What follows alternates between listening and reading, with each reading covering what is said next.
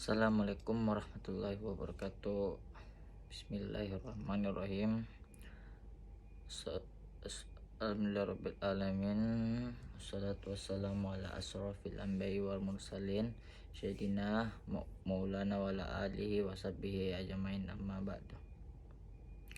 Pertama-tama tak lupa kita panjatkan puja dan puji syukur atas kehadirat Allah Subhanahu wa taala karena telah berikan kesehatan sehingga kita dapat berkumpul di tempat seperti ini. Salawat serta salam semoga terlimpahkan kepada Nabi Muhammad SAW yang telah mengajarkan kepada kita tentang keikhlasan. Ikhlas merupakan salah satu sunnahnya. Oleh sebab itu sebagai umat muslim harus senantiasa mengikutinya. Ikhlas adalah amalia hati yang tingkatnya sangat tinggi. Berbeda dengan sabar, ikhlas akan terlihat setelah terjadinya suatu amal. Orang yang ikhlas dalam beramal adalah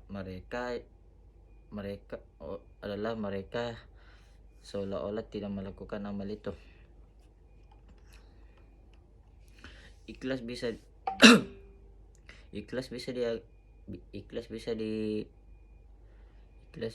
dianalogikan dengan bekerja tanpa meminta upah.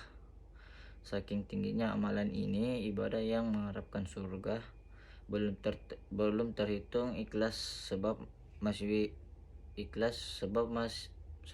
mengharapkan upah dari Allah Subhanahu wa taala. Namun ikatan tersebut sudah sangat tinggi dibandingkan dengan orang yang awam.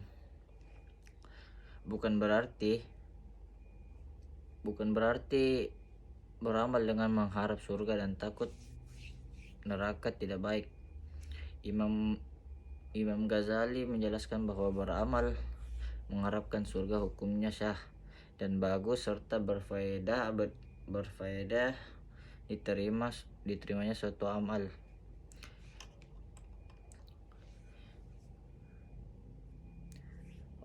Imam Ghazali juga menyebutkan hakikat ikhlas adalah kemurnian niat dari hal yang mengotorinya. Salat ya salat saja, makan ya makan saja, pergi ya pergi saja. Begitupun ibadah yang ibadah saja tanpa memikirkan hal-hal lain. Allah Subhanahu wa taala berfirman pada surah Al-Baqarah ayat 5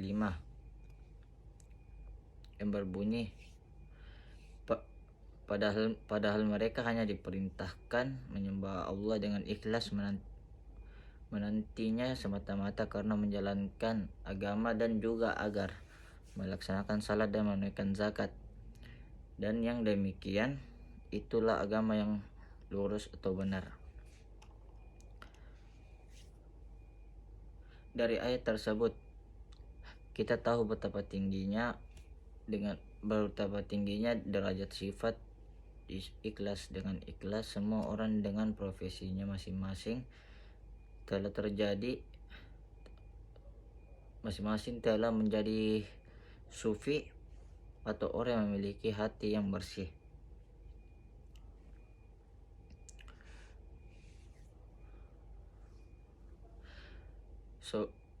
Seorang pedagang akan menjadi pedagang yang baik dan jujur, seorang petani menjadi orang yang baik, dan seorang pejabat menjadi pejabat yang baik, dan seterusnya.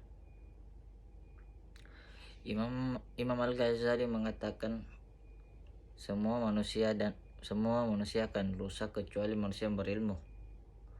Semua manusia berilmu akan rusak kecuali yang mengamalkan ilmunya. Semua manusia berilmu yang mengamalkan ilmunya akan rusak kecuali yang ikhlas, dan orang-orang yang ikhlas pun masih dalam keadaan kekhawatiran yang besar.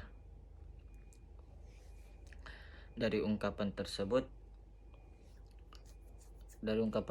terlihat jelas bahwa semua ilmu dan amal akan sia-sia jika di dalamnya tidak ada sifat ikhlas. Ilmu dan amal tidak dapat dibanggakan. Bagaimana mau dibanggakan? Sedangkan yang ikhlas saja masih dalam keadaan khawatir yang besar.